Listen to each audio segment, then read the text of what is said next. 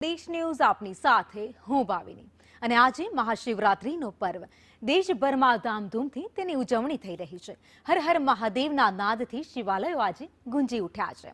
ત્યારે સોમનાથ મહાદેવ મંદિરમાં ભક્તોનું ઘોડાપૂર ઉમટ્યું છે। ઐતિહાસિક સોમનાથ મંદિરે શિવરાત્રીની ભવ્ય ઉજવણી થઈ રહી છે। વહેલી સવારથી જ મોટી સંખ્યામાં ભક્તો ઉમટી પડ્યા। ગીર સોમનાથ મંદિર દ્વારા અને સાથે જ પોલીસ પ્રશાસન દ્વારા પણ ચુસ્ત વ્યવસ્થા ગોઠવવામાં આવી છે। તો આ સાથે જ પોલીસ દ્વારા ચુસ્ત બંદોબસ્ત પણ ગોઠવાયો છે। મહાશિવરાત્રી પર 5 લાખ યાત્રિકો આવવાની સંભાવના છે, જેને લઈને તમામ જગ્યાઓ પર લોખંડી બંદોબસ્ત ગોઠવવામાં આવ્યો છે। જેટલા પણ યાત્રિકો ભવનાથ દર્શનાર્થે આવે છે તે લોકો મહાદેવના દર્શન કરી રહે તે રીતે વ્યવસ્થા ગોઠવવામાં આવી છે।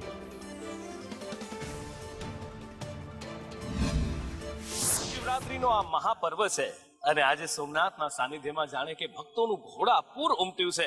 દેશભરમાંથી શિવ ભક્તો આવી રહ્યા છે। પણ વાત કરીએ સાહેબ, અહીંયા પ્રભાસમાં જ રહેવાનું? હા, લોકલમાં જ વેરાવળ છે। વેરાવળમાં તો તમારાથી તો મોટું સૌભાગ્યશાળી કોણ હોઈ શકે કે દાદાના સાનિધ્યમાં જ તમે રહો છો, ઉછરીને મોટા થયા છે? અમે વારંવાર અહીંયા સોમનાથ મંદિરમાં દર વર્ષે અમે શિવરાત્રીમાં બી આવીએ છીએ।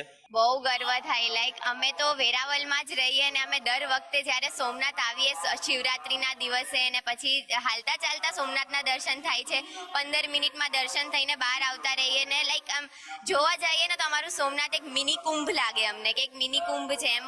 હર વખત નવું પ્લેસ બને છે, જોવા મળે છે અમને। બહુ સરસ છે।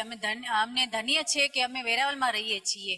આવનારા સમયની અંદર કદાચ સોમનાથની આખી આપણને કાયાપલટ પણ જોવા મળશે। પણ આપે સમય ફાળવ્યો અમારી સાથે વાતચીત કરવા બદલ, એ બદલ ખૂબ ખૂબ આભાર। Thank you so much. Cameraman Upendra Trivedi સાથે નુપુર પટેલ, સંદેશ ન્યૂઝ, સોમનાથ।